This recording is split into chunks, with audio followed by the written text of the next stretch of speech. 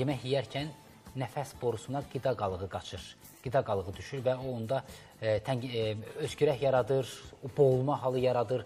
Bəzən bundan ölüm faktı qeydə alınır. Bəs bu məqamlarda necə müdaxilə etmək lazımdır? Bunun konkret bəlli yolları var. Bilənlər bilir, bilməyənlər də diqqətlə baxsın.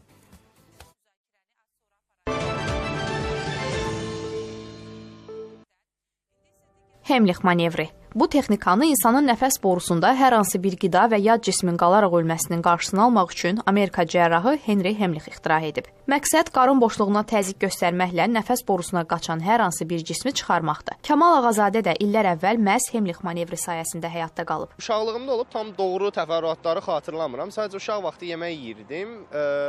Yemək yeyərkən atlanıb düşürdüm, oynayırdım uşaq sayağı. 4-5 aralıqda olardı bu hadisə. Öskürməyə başladım və birdən-birə nəsə öskürdüm, mənim havam çatmadı. Bu anda atam yanımda oturmuşdu. O həkimdir, kardioloqdur. O mənə müdaxilə elədi, qarnımdan belə bastı, yemək ağzımdan çıxdı. Ümumiyyətlə, tənəffüs yollarının yad cisimlə tıxanmasına əsasən uşaq yaşlarında təsadüf olunur. Bu dönəm bədbəxt hadisələrdən ölümün 7%-ni məhz tənəffüs yollarının tutulması təşkil edir. Tənəffüs yollarında tam və ya natamam tutulma ola bilər. Natamam tıxanmalarda xəstə nəfəs alır. O zaman xəstəyə Hemlich manevrini tətbiq etmək olmaz. Xəstənin yanında dayanıb ondan öskürməsini tələb etmək lazımdır. Tam tıxanmada isə nəfəs alma, danışma olmur. Lakin xəstənin huşu üzərində olur. Əlimizin birini döş qəfəsi ilə qarın boşluğunun arasındakı sərhəddə göbək ilə döş çıxıntısının arasına yerləşdiririk. Bu cür vəziyyətdə bir qədər önə doğru əyilmiş, ayağımızın biri ilə özümüzə və xəstəni saxlamaq üçün dəstək oluruq və 2 dənə kürək sümüyünün ortasından süpürür tərzdə 5 dəfə güclü zərbə vururuq. 1, 2, 3, 4, 5. Bu manevrələrdən sonra xəstədə öskürmə və yaxud da ətrafa hər hansı bir yad cismin adlamasını görürsə, manevranı bitiririk. Əgər bu manevrlə yad cisim çıxmazsa, zərərçəkmişin arxasına keçirik. Bu əlimizin barmaqlarını yumruq eləyirik. Biyaq dediyimiz döş sümüyünün çıxıntısı ilə göbək arasındakı sahəyə qoyuruq. Ayağımızın birini 2 ayağının ortasına qismən keçirik. Bu biri əlimizlə də bu yumruğumuza dəstək olaraq 5 dəfə bir qədər önə əyilmiş şəkildə 5 dəfə döş boşluğuna içəriyə doğru təzyiq verir. İçəri və yuxarı. 1, 2, 3, 4, 5.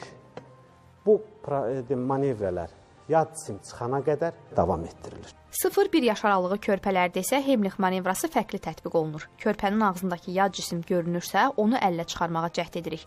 Bu alınmadığı təqdirdə bu cür yerləşdiririk. Üzü üstə qolumuzun üzərinə başı bir qədər aşağı çevirərək 2 dənə sümüyün, kürək sümüyünün ortasından 5 dəfə, amma böyüklərə vurduğumuz zərbə qədər yox, nisbətən yüngül bir tərzdə zərbələr vururuq. Xəstədə hər hansı bir ağlama, öskürək və s. yerə hər hansı bir cismin gördüyünü müşahidə ediriksə, yad cisim düşüb.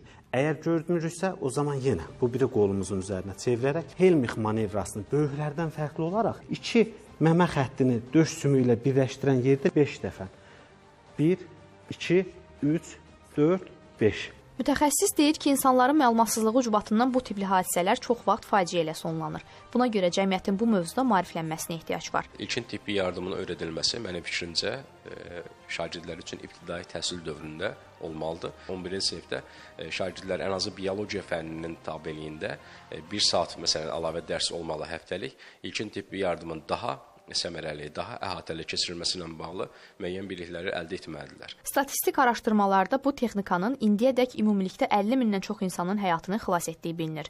Bu öyrənilməsi asan bir texnikadır. Öyrənsək, vacib manevrlə bir insanın həyatını xilas etmək bizim əlimizdə ola bilər.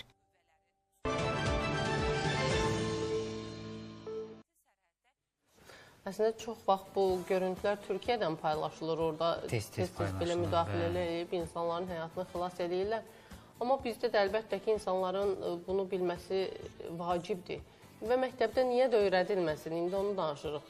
Ya həkimlər gəlsinlər, bir açıq dərs olsun, uşaqlara bunu öyrətsin, ya uşaqlara aparsınlar ilə xəstəxanada, o şəraitdə öyrətsinlər. Çox gözəl, praktik formada onu izah elə, necə dəqiq, necə səliqəli. Valla mən bu yaşıma gəlib mən də dəqiq detallı bilmirdim. Diqqətlə özümlə baxdım ki... Necə gözəl izah elədi, nəyi necə eləmək lazım? Ya tibb işçilərinin praktiki dərslərini təşkil etmək lazım, təlimlərin, siniflərdə. Ya da məktəblərdə aparmaq lazım. Anatomiya keçirlər o qədər. Heç olmasa bir dərsi buna həsr eləsələr, ən azından primitiv bir şeydir də. Yəni bunu öyrənsələr nəyi pisdir ki?